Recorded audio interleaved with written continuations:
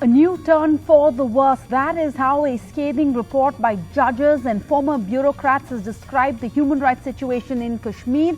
There's been a decline in civilian security after 3 years of LG rule, the report says, and there is an abuse of the UAPA and the PSA against activists and journalists. That's what a Kashmir forum headed by the Justice AP Shah retired and the former Union Secretary Gopal Pillai has said. So we have former judges, former bureaucrats all slamming the human rights situation in Kashmir. It's an annual report. It's chaired by Justice AP Shah, the ex-Chief Justice of the Delhi High Court, and the Gopal Pillai, the former Home Secretary. Its members include Justice Ruma Pal, Justice Madan Lokur, Nirupama Rao, Lieutenant General H.S.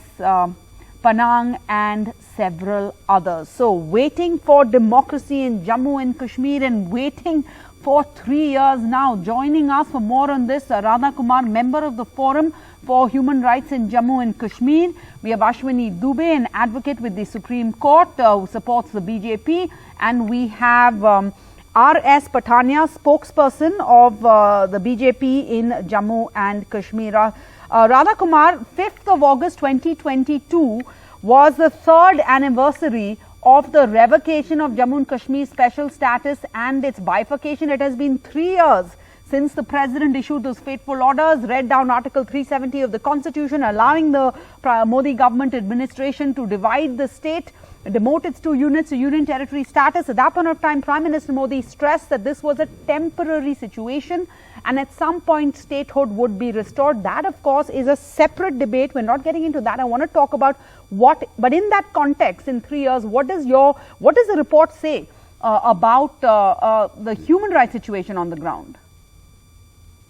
Well, we notice that certain abuses continue unabated. As you might have noticed, recently the Supreme Court passed quite severe strictures in the Muhammad Zubair case, yes, talking about a vicious cycle of arrests, granting bail, rearrest immediately, and so on.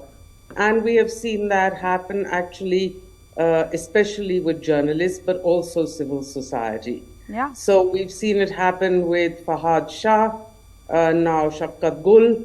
Of course, Asif Sultan was granted bail after 4 years in jail, when the prosecution, the NIA court itself said that the prosecution had not found sufficient evidence. And then immediately he was rearrested. You see the same kind of pattern with Shah. Soon he will have spent 4 months in jail. It's utterly absurd. If you don't have the evidence to charge and start the prosecution, then you cannot keep absolutely, because the process is the punishment, as we've seen with Mohammad Zubair, as the Supreme Court pointed out. The rate of under trials in jails in Jammu and Kashmir is 91%. Wow. They're sitting there without trial. It's, scandalous. Scandalous. Let's get an R.S. Pathania, spokesperson of the Jammu and Kashmir BJP, a scathing report, sir. The point here is Prime Minister Modi and Amit Shah promised change. They promised a break from the past. They said it was a watershed moment. Now, whether you have Pulitzer Prize winning journalists who are prevented from traveling abroad, to the fact that there's been no political process in the past 3 years, except, of course, those Block Development Council polls in October, the District Development Council polls in December. What is going on? Where is that promised change? Madam, actually, where is the promised change? Report keh raha hai, it's a turn for the worse. Not that there's a change, we've gone backwards. My respectful submission, with all respects and regards to the Honorable Chairman, the Honorable Members, and especially Radha Kumarji. She had been the interlocutor, center's interlocutor. I had represented the case of the Jammu and Kashmir, while I had been a member of Jammu and Kashmir High Court Bar Association also, if she remembers it or not. But Madam, please, my respect, please try to understand our pain also. Irrespective of, I'm a spokesperson of one political party, I belong to the family of Brigadier Rajinder Singh, who's the savior of Kashmir. We are the people. My grandfather used to tell that, Mr. Ranbir, you belong to the family whose bones and blood lie splattered on the hills and foothills of Kargil, Skardu, Gilgit and Baltistan. Please try to understand our plan. This is after 6 or 7 decades that the Bharat Sarkar. Now, the lucky point remains, I'll not make it as an intro and inter-party issue. Narasimha Rao said ki jati chale jayegi. Gisti chale jayegi. Jawaharlal Nehru said it was a temporary measure. Morarji Desai said that it should go. No, it was Pradhan Mantri. So are you saying 3 years is too little time? I'm coming to madam. Ultimately, Pradhan Mantri Modi ji had the courage and wit to what we could say to bell the cat. But please don't try to misrepresent the thing with due respect, madam. I'll read a statement of IGP Kashmir. This is an official statement on official of IGP Kashmir, which says how the number of, we could say, the collateral damages which used to be the part and parcel of the Kashmir anti-insurgency operation, they have gone a downswing. The number of the militants joining, the number of people joining militancy, then they have also we could say downswing. So the Pakistan certainly has its handlers across the, we could say, the pockets of Kashmir. Pakistan has been trying to foment trouble. We cannot negate out of it. There have been civilian killings.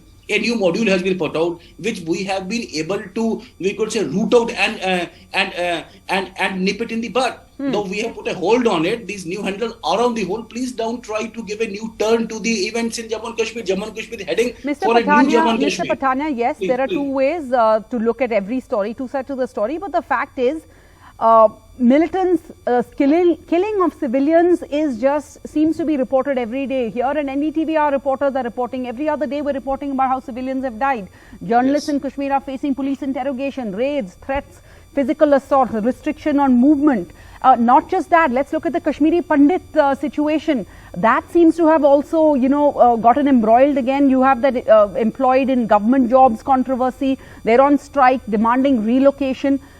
It just seems like the situation on the ground is not what was promised and certainly not ideal. Madam, one-liner, that I first of all agree with you that situation on ground is not at all 100% all is well. But situation on ground is, we could say, 10 times well from the one which was preceding 5th of August 2019. This is what the inner story remains. I belong to Jammu and Kashmir, born and bred in Jammu and Kashmir. Which is why we wanted to have you on the debate, somebody from Jammu and Kashmir. Who cared for the nationalist forces in Jammu and Kashmir, madam? We had been, is the history of Brigadier Rajinder Singh Maharaja, you have been painting Maharaja Hari Singh as a we could say, dictator. Many questions, Mr. Patania. There's been no dialogue between the Valley's mainstream politicians and New Delhi. That's basically been frozen for a while. But Ashwini Dubey, quickly, this UAPA easy weapon in the hands of the government constantly being used and misused in Jammu and Kashmir. No, of course not. Of course not. Because the laws are there. The courts are there to review that if in any case the review PA or PSA has been invoked wrongly, then courts are there to supervise. Look, Sarah, this selective politics or selective narrative which is being made, what has happened as an independent person, as a student of law, I would say, that the 3 years have changed the very idea of governance in Jammu and Kashmir. As the common man who has now become the topmost priority and is being provided with equal opportunities, irrespective of the caste, irrespective of the religion, irrespective of the color, creed. Now, abrogation of Article 70. It was needed. There were, see what happened. Yes, today we saw a video which was circulating in the social media. The students, the school children, the minor school children taking national flag और बंदे मातरम गाते हुए लंबी line बना के जा रहे. First time we are seeing this change. So abrogation of Article 370 has changed the destinies of people in Jammu and Kashmir. And after August 5, 2019, when the center made this decision, one thing has been proven beyond doubt, that the special status to the people of J&K accorded by Article 370 didn't allow the common Kashmiri to prosper by becoming a part of country's development process. Now, Sarah, another 10 seconds. Politicians who ruled the Jammu and Kashmir accommodated only their close ones, and benefits of government schemes mostly reached the people who were connected with them. Government jobs were given to only those candidates who were influential and enjoy some sort of backing. So now, where was the money? That was not the BJP government at that point of time. Ashwini, but this is not a debate about the pros and cons and the benefits of abrogation of the article. We're talking about this report that says human rights violations on the ground have taken a turn for the worse in the name of, Article 3. Anyway, Article 3, I have to finally wrap up. Radha Kumar, quick last 30 seconds to you. Closing argument, please. First of all, I think we have to really look carefully at figures and not simply talk off the top of our heads. Now, according to the Home Ministry's figures, in the 2 years since the reading down of Article 370, civilian killings were actually, or deaths were actually higher than in the 5 years of the Modi administration before that. And as a matter of fact, we all know that in the 5 years before 2014, civilian killings had come down to below 20. Now we are talking figures between 40 and 50 a year. So I'm sorry, the figures that are all Home Ministry figures, by the way, show that in fact the situation has worsened considerably. All right. We have had no answer to this business of using draconian laws to silence dissent.